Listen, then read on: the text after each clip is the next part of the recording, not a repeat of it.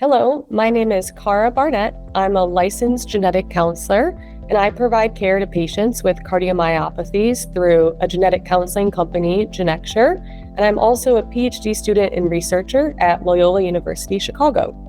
Today, I'll be talking to you about understanding your genetic testing results.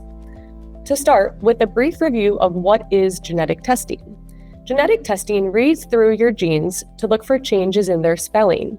We all have 2 copies of every gene, one that we get from each parent. Changes in genes are often called mutations or variants. I will refer to them as variants throughout this presentation. Not all gene changes or variants are bad.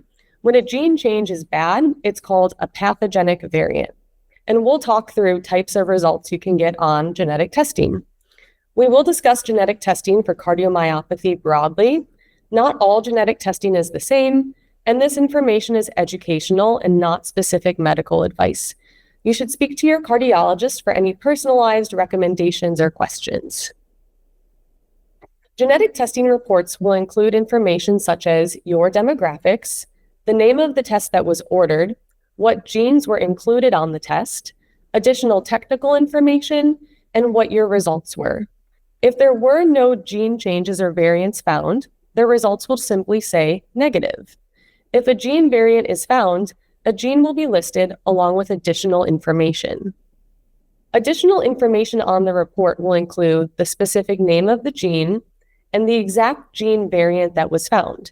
This includes letters and numbers that indicate to the medical professional the specific location of the change and what that change is. It will also tell you whether the change is in one copy or both copies of the gene. Most cardiomyopathy changes or variants are dominant, meaning having just one variant can lead to heart problems. The report will also tell you how the variant is classified. There's 3 types of classifications with the results. A negative result means that there will be nothing listed and there were no gene changes reported. A positive result and an uncertain result will mean that there are gene changes listed on the report. For genetic variant classification, I've included an example of what a positive result looks like, where you have the name of the gene, the specific change, the zygosity, which is whether there's 1 or 2 copies changed. And here, heterozygous means that 1 copy was changed, and the classification, where pathogenic is the word used to mean positive or known to cause cardiomyopathy, known to cause disease.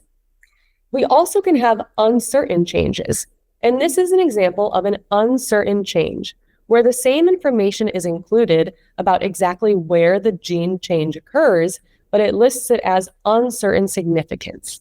We'll talk about this more in a few slides, but uncertain variants, we don't know if they cause cardiomyopathy.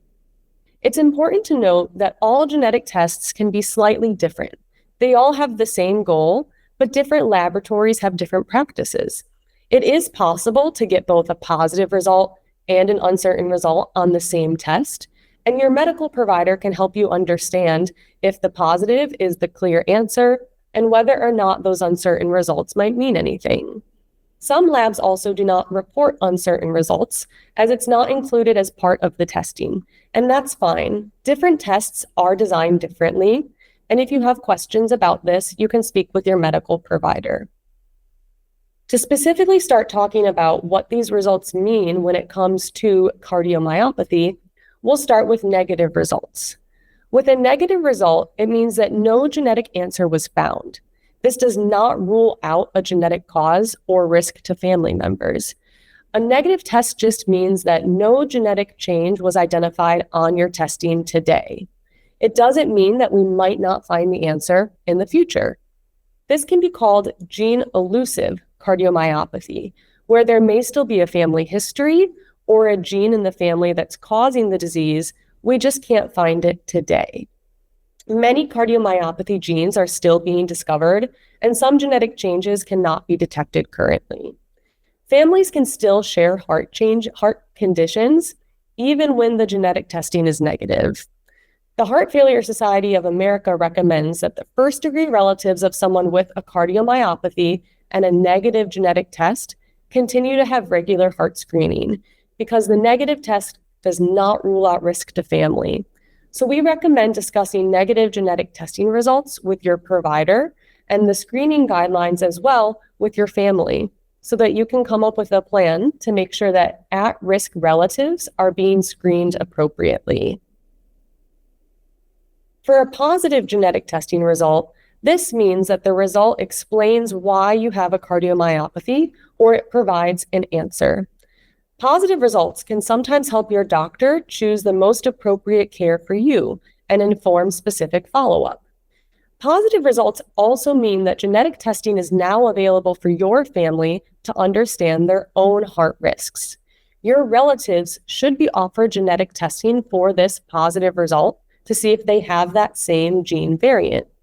If a relative tests positive for the same gene variant, then they are also at risk to develop a cardiomyopathy or related heart problems, and they should have continued cardiac screening. Relatives who test negative would not be at risk because we know they do not have the genetic change that's causing your heart problem, and then those relatives testing negative would not need ongoing heart screening. Genetic testing is easier than ever with many different telehealth options available and the ability to coordinate testing from your home. So this is available for yourself as well as relatives.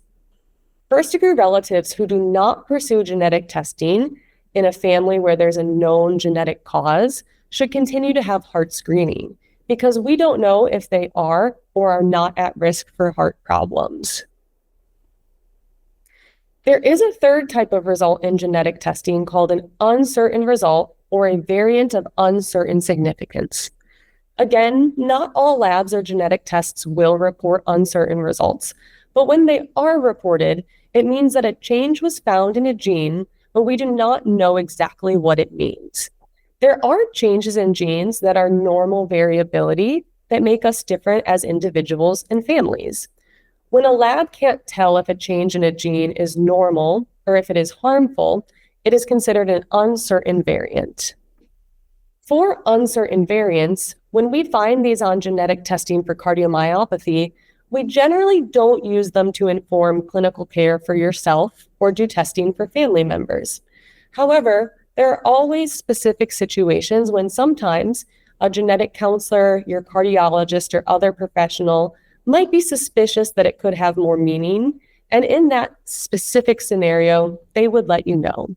But most often, we consider these uncertain variants as negative results, where we don't use them to inform your care until more data becomes available that tells us for sure whether they do or don't mean anything.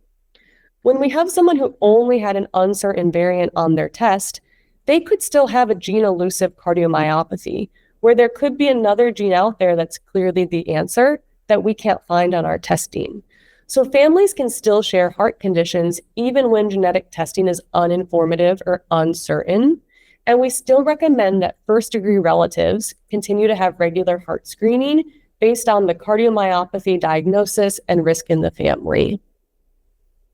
In general, for genetic testing, if you have any questions, we recommend meeting with a genetic counselor like myself to discuss the results and review your specific case to answer anything that this video can't. You should share your results with your cardiologist and your care team and talk with your family as well about your diagnosis, your testing results, and any recommendations for them, such as cardiac screening. Genetic testing does evolve and change over time, so we should consider updated genetic testing every few years. It might help reclassify those uncertain results, or it could find a brand new answer that maybe our test a few years ago couldn't detect or a gene we didn't know about. Genetic counselors can help guide you through this process and can be found through the National Society of Genetic Counselors or the Cardiogenomic Testing Alliance Find a Cardiovascular Genetic Counselor tool, both of which are available online. Thank you so much, and don't hesitate to reach out to your medical professionals with questions about genetic testing or to help get connected with appropriate resources. This video is part of a series of educational videos developed by the Genetic Cardiomyopathy Awareness Consortium and brought to you by the DCM Foundation. Our goal is to connect you with the leading experts in the field of cardiomyopathy to further your understanding of this disease and to provide resources to help you manage your care. Thanks for watching.